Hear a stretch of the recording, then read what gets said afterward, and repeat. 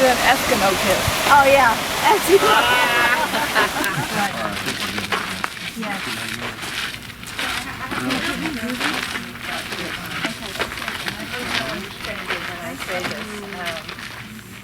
There was a wine industry, and then everything kind of fell apart during Prohibition, and then there's the Depression, and then there's the war, and then Robert Mondavi, who was making wine with his brother and father up at Charles Krug Winery. There's a little split in the family, and at age 53, Mr. Mondavi comes here and builds all this from the ground up. Wow. So it's one of those great American success stories. He's in the middle of his life. 66. 1966. 1966, there were 20 wineries in the Napa Valley, and now there's like 500. But in 66, people think Robert Mondavi is an idiot. What kind of people are going to visit a winery? I mean, seriously. So, what he envisions is this idea that we will have tour guides and tasting rooms, and we'll have a concert series on the lawn, and we'll build a dining room for events, and we're just going to put wine right back into the culture of your life. And now everybody does it. But he was really the grandfather of that concept. Oh my God! Now I just realized what I was looking at. White wines, it's the opposite.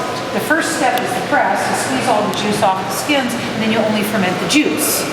You don't want the skins in white wine because they're astringent, they're bitter, and you don't need the color.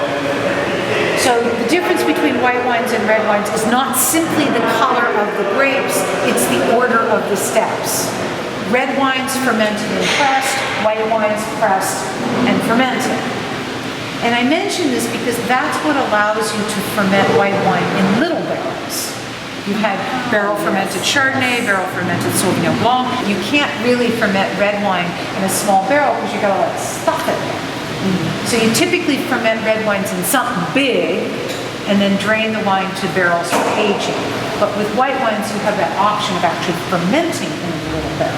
This room has just been set up with brand new French oak barrels. So please see the 2019 vintage. It takes about 3.5, 4 years with the big reds between the day you pick and the day you actually sell that bottle of wine.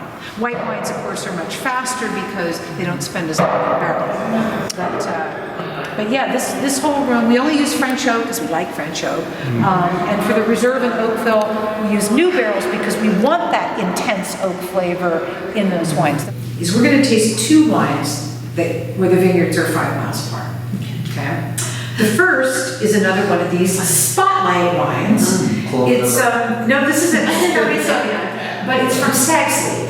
And once again, we don't own Stag's Leap. We have a vineyard over there. Okay. So these grapes have Stag's Leapness in them. Okay.